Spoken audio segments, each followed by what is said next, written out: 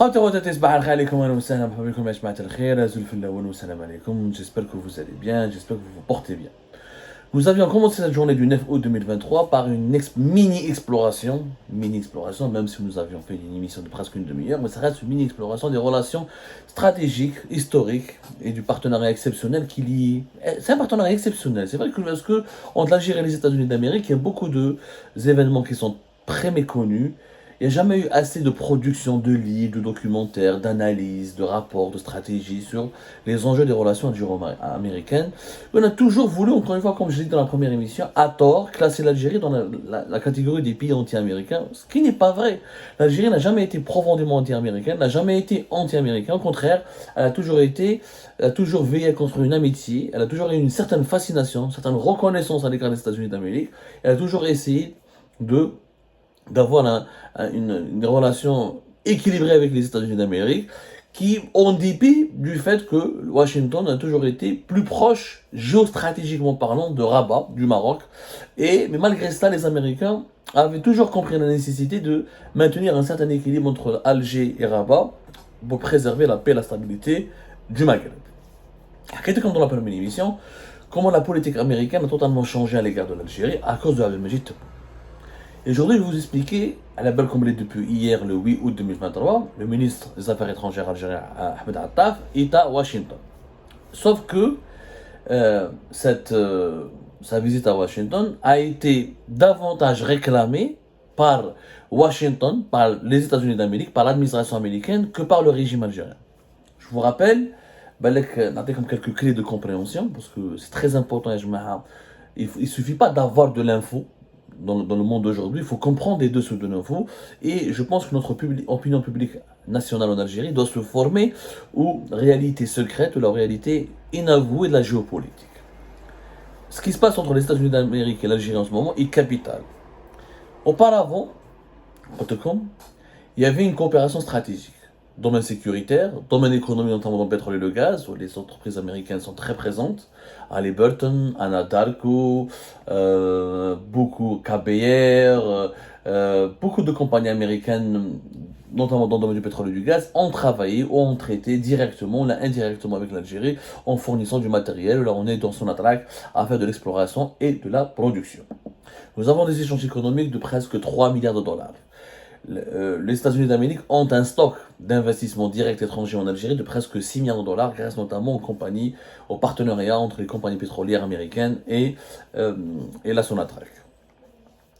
En économie, il y a eu beaucoup d'ambitions américaines en Algérie, ils ne sont jamais concrétisés, notamment à cause de la crise politique de 2019 et l'instabilité du dernier mandat de Abdelaziz Bouteflika depuis 2016, où l'état de santé très grave d'Abdelaziz Bouteflika a provoqué une crise de vacances au plus haut sommet du pouvoir algérien, ce qui a éloigné un petit peu des États-Unis d'Amérique de ses premiers objectifs, ou là de ses ambitions, de ses importantes ambitions en Algérie. Alors, l'invitation de point par point. D'abord, le départ de Ahmed Attaf de Alger à Washington, la visite du chef de la diplomatie algérienne à Washington, ne ressemble pas à une invitation. C'est beaucoup plus une convocation.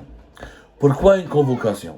Parce que depuis le 11 juillet 2023, les États-Unis d'Amérique, c'est eux qui ont insisté pour que Ahmed Attaf vienne à Washington.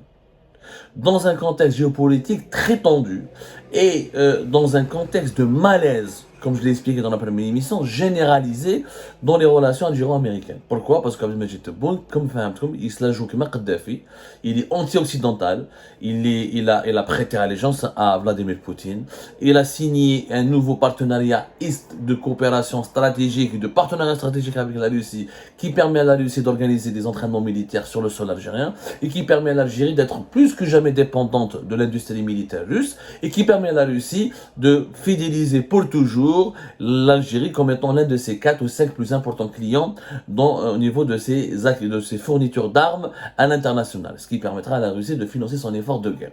Le discours d'Abdelmajid Tebboune contre le dollar, les pourparlers entre l'Algérie et la Chine pour vendre et acheter dans une autre monnaie que le dollar, la volonté de l'Algérie de se rapprocher de l'Iran, d'être proche du Hamas, la politique très hostile et belliqueuse contre le Maroc, qui est l'un des alliés les plus importants des États-Unis d'Amérique en Afrique. Donc, Pour les États-Unis d'Amérique, l'Algérie a changé. Ce n'est plus l'Algérie de Boumediene, ce n'est plus l'Algérie de Chadli, ce n'est plus l'Algérie de Bouteflika qui était neutre, qui était non aligné, qui a acheté des armes à la Russie, mais qui qui ne s'alignait pas systématiquement sur toutes les positions russes dangereuses pour l'Occident, qui était neutre, qui voulait faire le médiateur lorsqu'il y avait des conflits internationaux, un pays stable, qui était le pivot de la région, qui veut rester uniquement, qui veut avoir des bonnes relations avec tout le monde et qui veut commercer, qui veut concrétiser certaines ambitions avec l'Amérique sans renoncer à son désir de rester souverain et d'être l'ami de toutes les grandes puissances. Ça a changé. Cette Algérie a disparu puisque l'Algérie de Tebboune, elle est pro-russe. Elle dépend uniquement de l'aide militaire et de la coopération militaire avec la Russie. Elle veut commercer et traiter essentiellement avec la Chine et la Russie. Elle veut, carrément, elle a ouvert les frontières de son pays, parce qu'on le sous-estime.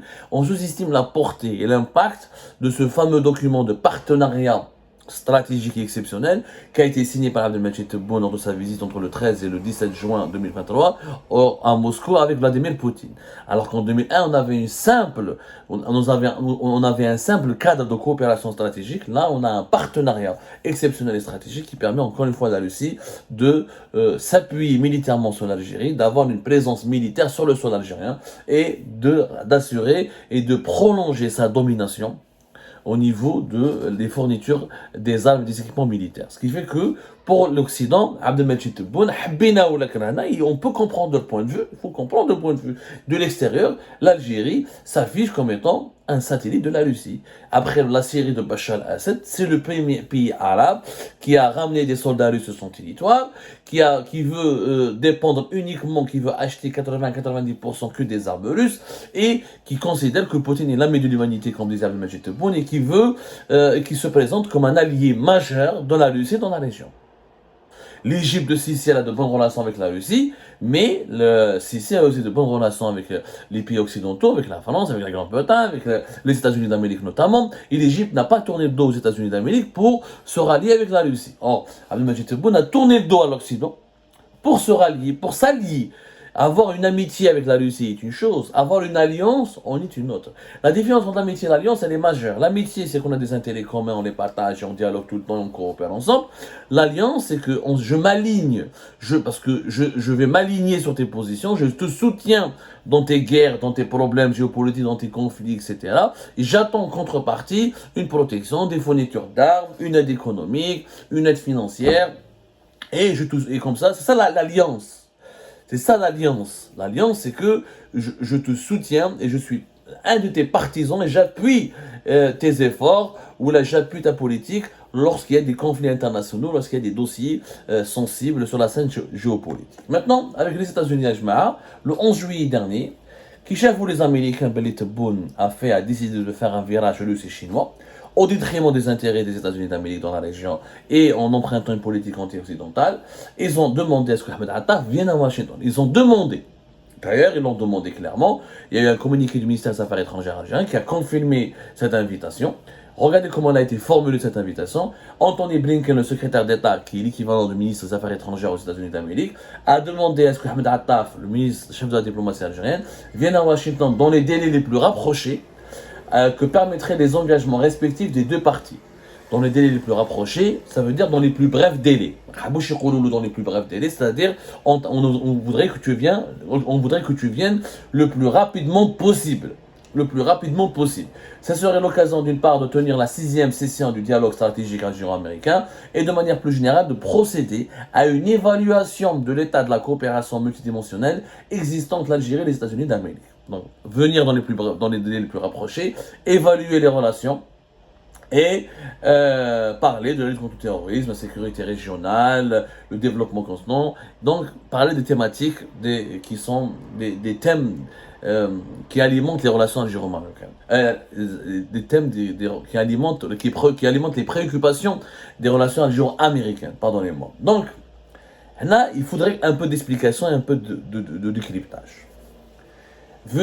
Quand on invite quelqu'un à venir, quand un pays, quand les États-Unis d'Amérique, quand le département d'État dirigé actuellement par Anthony Blinken, invite le chef de la diplomatie d'un autre pays à venir dans les délais les plus rapprochés que permettraient les engagements respectifs des deux parties. Ça veut dire que les États-Unis d'Amérique ont formulé, ils le disent de manière diplomatique, le vœu, ont formulé le vœu, pour ne pas dire le souhait, mais en réalité, dans les coulisses, ont demandé, ils ont exigé à ce que Attaf vienne à Washington dans les plus brefs délais.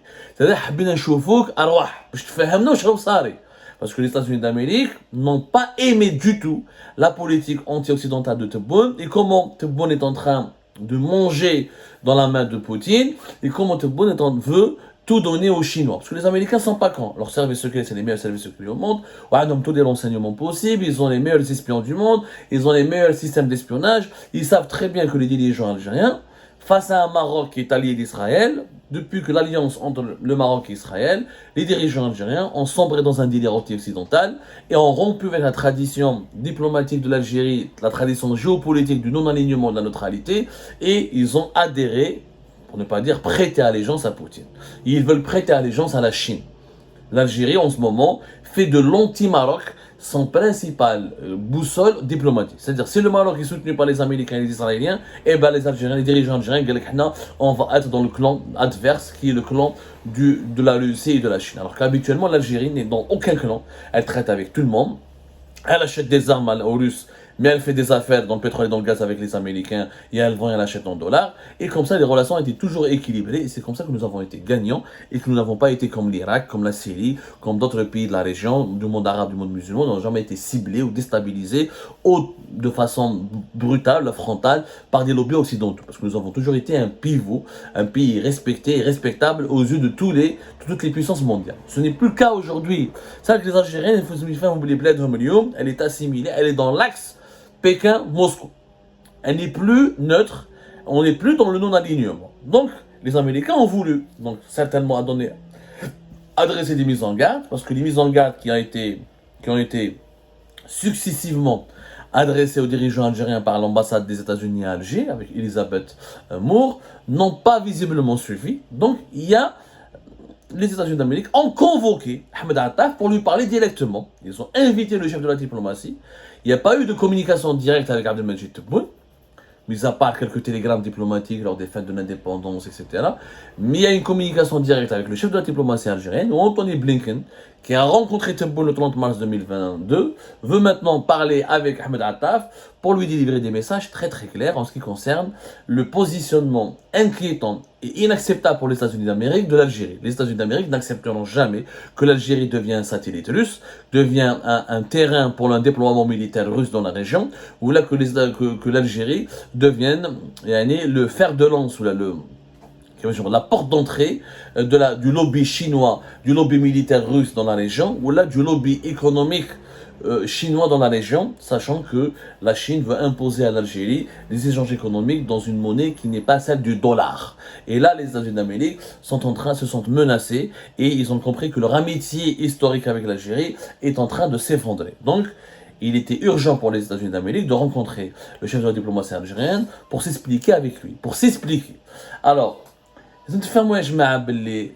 comment savoir que les relations des États-Unis d'Amérique et l'Algérie étaient importantes? قالوا هذا الكومونيكي تاع 11 juillet. Entre l'Algérie et les États-Unis d'Amérique, il y a un cadre de coopération. Il y a le dialogue stratégique algéro-américain. Le dialogue stratégique algéro-américain, d'ailleurs en 2012. Il a été instauré en 2012. C'est quoi? C'est une réunion. Ça s'appelle, qui est organisée sous forme de session. Généralement, le dialogue au début stratégique, il réunissait des fonctionnaires algériens et des fonctionnaires américains. Généralement, c'était des fonctionnaires du ministère des Affaires étrangères et des fonctionnaires du département d'État américain pour parler des problèmes, des sujets de coopération, de comment l'Algérie et les États-Unis d'Amérique peuvent renforcer leurs relations. Et quand il y a des malentendus, ou là des sujets de tension régionale, ou là des problèmes politiques, ou là économiques, on essaie de les résoudre. On appelle ça le dialogue stratégique. Le dialogue stratégique, ça veut dire que les États-Unis considèrent l'Algérie comme un pays important, avec lequel il faut parler, avec lequel il faut traiter. Et c'est pour ça qu'ils ont fait ce dialogue stratégique qui est organisé habituellement chaque 2 ans. Il a été organisé il a été instauré en 2012. Et en 2014, les États-Unis d'Amérique ont envoyé un message clair à l'Algérie pour la considérer comme un pays très important dans la région. Le dialogue stratégique, il est dirigé par les ministres des Affaires étrangères. En 2012, il n'y avait pas les ministres des Affaires étrangères. À partir de 2014, c'est le secrétaire d'État américain et le ministre des Affaires étrangères algérien qui doivent présider la session de dialogue stratégique et réunir l'ensemble des collaborateurs de leurs collaborateurs pour parler des différents sujets de coopération entre les deux pays. Donc l'Algérie et les États-Unis sont amis. Lequel les Américains n'avaient pas du respect pour l'Algérie, mais ils disent un dialogue stratégique. Un dialogue stratégique, ça veut dire que tu es un partenaire, je compte sur toi, tu es important pour moi dans la région, je veux te parler comment approfondir mes relations, comment renforcer mon amitié. Alors, il y a eu plusieurs sessions. La deuxième session de dialogue stratégique a été organisée à Alger en avril 2014. La troisième session d'Aroha à Washington en avril 2015. La quatrième session d'Aroha ensuite en 2016-2017. Ensuite, il y a eu la dernière session, la cinquième session, c'était en 2019. La quatrième session, c'était en 2019. La cinquième session, c'était en 2021. Lorsque il y avait, attendez, notez comme donc la date exacte, il y avait le sous-secrétaire d'État Wendy Sherman, c'était entre le 9 et le 10 mars 2021 ou le 2022. Laissez-moi juste, voilà, 2022 plutôt. C'était juste avant le départ de, comment il s'appelle, Donatan Lamamra, juste après le départ. Et là, il y a eu la sixième session. La sixième session devait se dérouler, si on applique l'agenda, en 2024. Parce que chaque 2 ans, 2012, 2014, 2016, 2018, 2017, attendez, ensuite il y a eu 2018, 2018 dans 2018, janvier 2019, il y avait à l'époque, comment il s'appelait, Msahel qui est parti à Washington, même 2022, parce qu'il y avait la crise de la Covid-19 en 2020, donc ça a été reporté en 2022, et là ça devait être, si on applique l'agenda tracé habituellement dans le cadre de la coopération entre les deux pays, normalement, Tender en 2024. C'est-à-dire la session du dialogue stratégique. Mais comme il y a un problème, il y a un malaise général entre les États-Unis d'Amérique, entre Washington et Alger, et cette sixième session, elle s'est tenue en ce moment à Washington, entre le 8 et le 9 août 2023. Les Américains n'ont pas voulu attendre 2024, ils ont préféré avancer la date de la session du dialogue stratégique algéro-américain pour demander des explications à l'Algérie concernant la politique qu'elle pratique au niveau de ses relations internationales et son alliance militaire, sécuritaire avec la Russie et les enjeux de son alliance économique, de son rapprochement un petit peu trop exagéré au goût de Washington avec la Chine. Donc ce n'était pas une simple invitation, ce n'est pas une visite de travail routinière ou la traditionnelle ou la habituelle. C'est une visite, on va dire, c'est une rencontre urgente, réclamée par les Américains pour, encore une fois, demander des comptes, des explications en Algérie, aux dirigeants algériens, et pour s'expliquer avec eux ouvertement, et pour déterminer le futur statut de l'Algérie. Parce que les Américains maintenant, ok, vous avez choisi Poutine, vous avez choisi la Chine, est-ce qu'on est encore amis? Est-ce qu'on maintient le dialogue stratégique? Est-ce qu'on sera encore des partenaires? Nos relations sont menacées, nos relations sont déstabilisées. Attention, vous risquez de ne plus être nos amis. Et si un pays n'est plus l'ami des États-Unis d'Amérique, cela aura des implications au niveau de ses relations internationales, au niveau des investissements américains. Je rappelle que le gaz de schiste algérien, il n'y a que les Américains qui peuvent consentir à des investissements là-dessus. Chevron et ExxonMobil négocient depuis l'époque du Bouteflika et ils ont renégocié en 2021 en 2022 une centaine de milliards de dollars d'investissements pour commencer à explorer, à produire du gaz de schiste en Algérie, notamment dans la région de Belkin. Les compagnies pétrolières américaines sont incontournables pour le développement, le renforcement de l'avenir de l'industrie des hydrocarbures en Algérie. Donc si on a de mauvaises relations avec les Américains, tous ces projets, toutes les ambitions américaines seront compromises. Je vous rappelle que lorsqu'il y a eu, comme un exemple, comment les Américains, leurs ambitions ont totalement baissé. Lors de la troisième session en 2016, lors de la troisième session du dialogue stratégique, entre l'Algérie et les États-Unis. Les États-Unis avaient beaucoup de projets. Ils voulaient faire un programme jusqu'à 2030 pour la création d'un pôle de biotechnologie en Algérie. Ils voulaient que les grosses compagnies les grosses compagnies pharmaceutiques et spécialisées dans la biotechnologie, les États américaines voulaient s'intéresser à l'Algérie parce que l'Algérie avait une position géographique excellente, proche du marché, à une heure, à une demi-heure des côtes du sud de l'Union européenne et avec le sud algérien, on est à une heure, 2 heures du Niger et du Mali et de l'Afrique subsaharienne. Il y a les laboratoires, donc il y avait les laboratoires pharmaceutiques américains, il y avait dans l'agriculture, les Américains voulaient s'intéresser beaucoup à des fermes agricoles, etc., pour produire pour se lancer dans l'agriculture intensive, dans les nouvelles techniques de l'agriculture. En 2016, les États-Unis d'Amérique s'intéressaient au phosphate, à l'or, au diamant, au zinc, à pas mal de projets en Algérie. Malheureusement, tous ces projets-là n'existent plus. Le dialogue stratégique algéro-américain se résume uniquement à des questions politiques, de coopération dans la lutte contre le terrorisme, à des dialogues et à des discussions sur les questions de foyers de tension régionaux. C'est-à-dire, voilà ce qui se passe dans la région avec le Maroc, le Sahel occidental, la Libye, le Sahel. Mais les investissements économiques prometteurs des États-Unis d'Amérique en Algérie, qui étaient d'actualité à l'époque du régime de Bouteflika, ne le sont plus d'actualité. Ce qui signifie que les États-Unis d'Amérique commencent à se désintéresser, à bloquer leurs ambitions en Algérie. C'est une sorte de sanction, c'est une sorte de punition, c'est une sorte de mise en garde. Attention, notre amitié est en train de se détériorer et vous risquez de ne plus être nos amis. C'est dans ce contexte-là, je fais mon livre, les enjeux. Le contexte, les enjeux dans lesquels dans laquelle se déroule depuis hier la visite de Ahmed Attaf à Washington. J'espère qu'on vous a été utile. C'était très important pour nous de vous fournir des explications INS. C'est très important que vous devez comprendre ce qui se passe. Les relations entre les États-Unis et l'Algérie sont vraiment stratégiques. Et si nos dirigeants actuels avaient un peu d'intelligence et de bon sens, ils devraient cesser de tourner le dos à l'Occident de façon aussi bête et de revenir à une politique beaucoup plus pragmatique et beaucoup plus intelligente.